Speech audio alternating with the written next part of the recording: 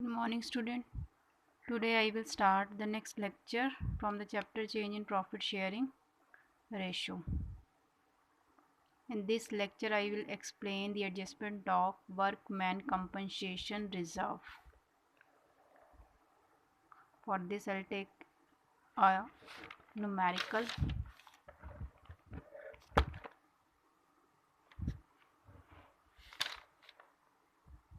Question number 16. X, Y and Z who are sharing profit in the ratio of 5:3:2 decided to share future profit in the ratio of 2:3:5 with the effect from 1st April 2018.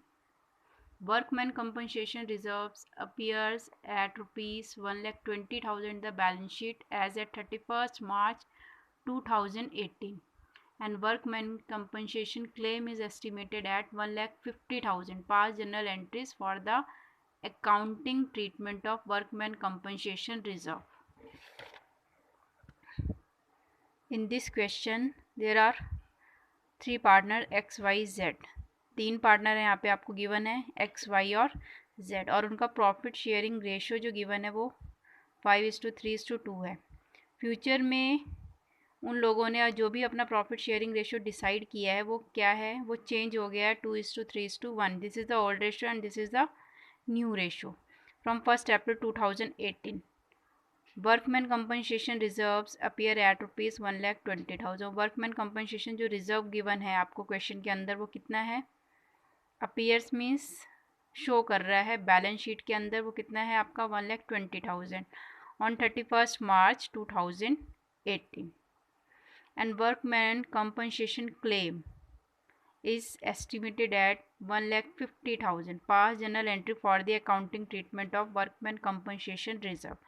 तो इस question में आपको old ratio given है, new ratio given है और workman compensation reserve, ये reserve होता है जो मैंने आपको प्रीवियस लेक्चर में एक्सप्लेन किया था, जो कि बैलेंस शीट में कौन सी साइड गिवन होता है, क्रेडिट साइड, जिसका बैलेंस कितना है 1,20,000 और उसी डेट पे वर्कमैन कंपनसेशन क्लेम हुआ है। क्लेम जैसे बोलते कोई कंटीजेंसी आ गई है, हमने अपने रिजर्व में सिर्फ 1,20,000 ही मेंटेन किए हुए हैं, लेकिन जो क्लेम आया है, जिस कंटीजेंसी अराइज हुई है 1,50,000 की एस्टिमेट की गई है कंटीजेंसी, ये 1,50,000 की, तो उस कंडीशन में हमारी वर्कमैन कंपनसेशन रिजर्व से रिलेटेड क्या जनरल एंट्रीज होती हैं।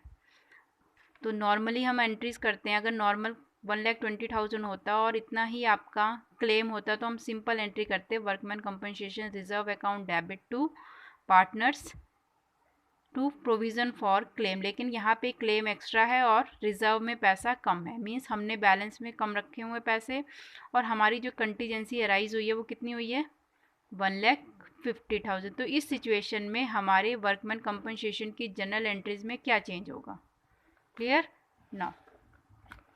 सो हमारी फर्स्ट एंट्री क्या होगी, normally workman compensation reserve account debit to provision, जो भी क्लेम होता है उसके आगे हमें लगाना होता है word provision, provision for workman compensation, workman compensation claim, claim है ना ये, तो यहाँ पे हम वर्ड यूज़ करेंगे provision for workman compensation claim account. तो हमारा जो क्लेम हुआ है वो कितनी अमाउंट का हुआ है 1,50,000 का, जो कि हमें क्वेश्चन में गिवन है, और हमारे पास जो रिजर्व है उसमें कितना बैलेंस गिवन है 1,20,000। अब ये बैलेंस हमारा ज़्यादा है और ये बैलेंस कम है, तो ये रिज़र्व से ये कंप्लीट नहीं हो पाएगा, तो हमें यहाँ पे जो भी इन दोनों का डिफरेंस होगा उसे कौन से अकाउंट में ट्रांसफ़र करना है, रीवैल्यूएशन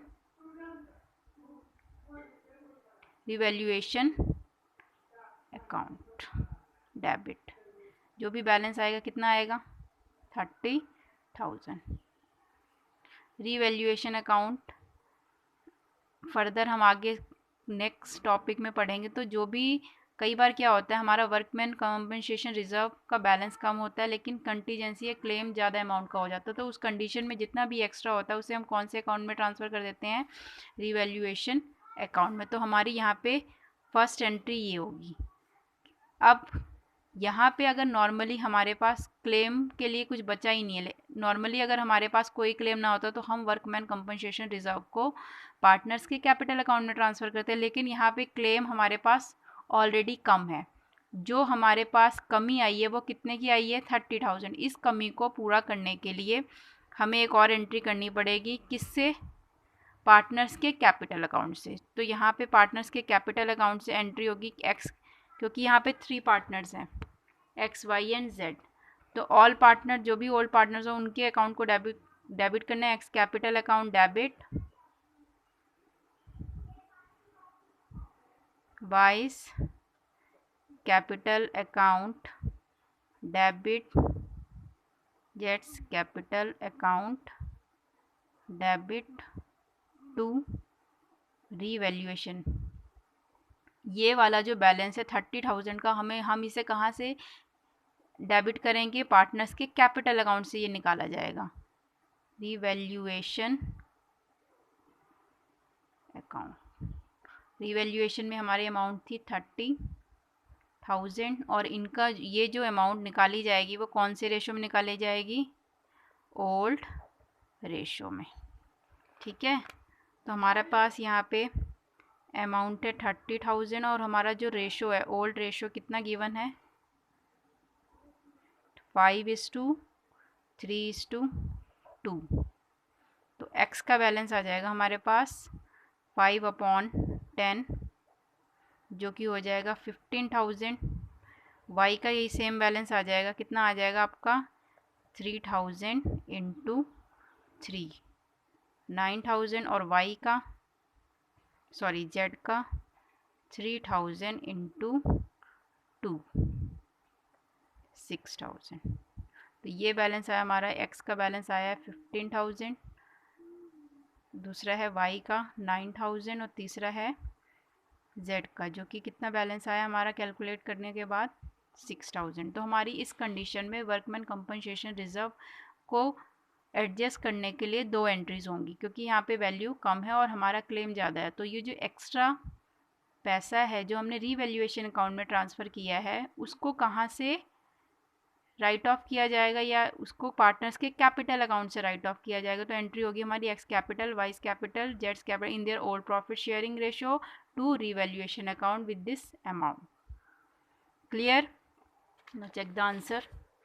देखिए हमारी यहाँ पे 2 एंट्रीज होती हैं। तो फर्स्ट एंट्री क्या आती है हमारी, डेबिट करना है वर्कमैन कंपनसेशन रिजर्व को विद 1,20,000 एंड रीवैल्यूएशन अकाउंट से 30,000 से। उसके बाद क्रेडिट करना था provision for workman compensation claim, जो कि है हमारा 1,50,000, वही सेम एंट्री। सेकेंड एंट्री में भी यही सेम चीज़ है, हमने X capital account, Y capital account और जेड कैपिटल अकाउंट को 15,000, 9,000, 6,000 से डेबिट किया, देन क्रेडिट किसको किया हुआ, रीवैल्यूएशन का विद 30,000। क्लियर? तो इस टाइप के क्वेश्चन में आपको वर्कमैन कंपनसेशन रिजर्व को ऐसे एडजस्ट करना है। Clear? I hope you all will understand this. Thank you.